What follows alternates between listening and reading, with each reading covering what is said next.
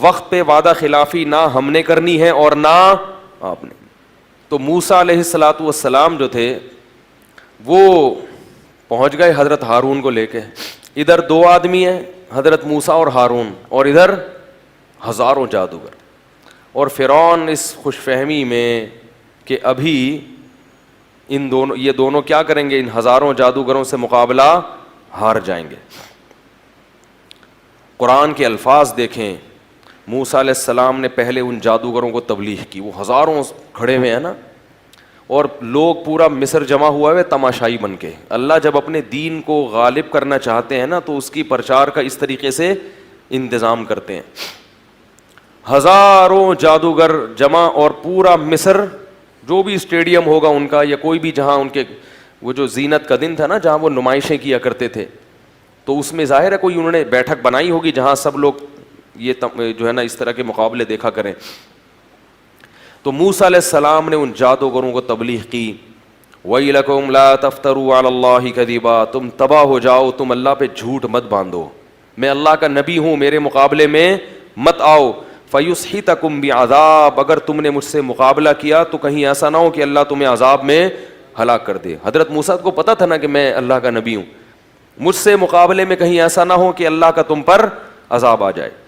قرآن کہتا ہے فَتَنَازَعُوا أَمْرَهُمْ بَيْنَهُمْ, آپس میں جادوگروں میں اختلاف ہو گیا, کیونکہ ڈر تو ان کو بھی لگ رہا تھا بھائی واقعی اللہ کے پیغمبر نہ ہو, کیونکہ پیغمبروں کا سلسلے تو چل رہے تھے نا ہمیشہ سے, کوئی آخری نبی تو نہیں آیا تھا, کسی نبی نے نہیں کہا تھا کہ میں آخری نبی ہوں, تو امکان تو تھا کہ پیغمبر ہوں.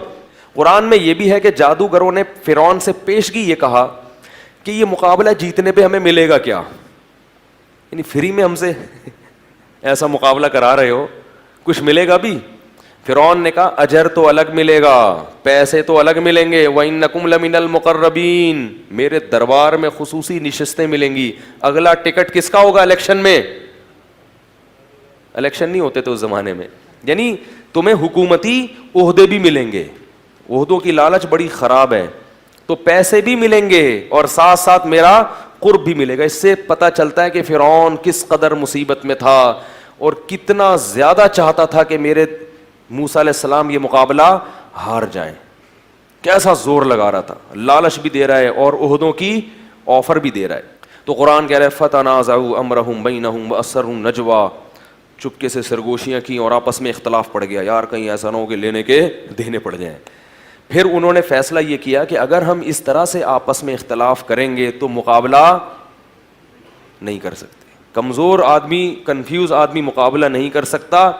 ان ہذانی لساحرانی یریدانی ان یخرجاکم من ارضکم بسحرہما, سب نے مل کے بیک زبان ہو کے کہا کہ یہ دونوں پکے جادوگر ہیں. لساحران لام تاکید کے لیے, اس میں کنفیوز ہونے کی ضرورت نہیں ہے, کنفیوز ہو گئے تو مقابلہ کیسے کرو گے.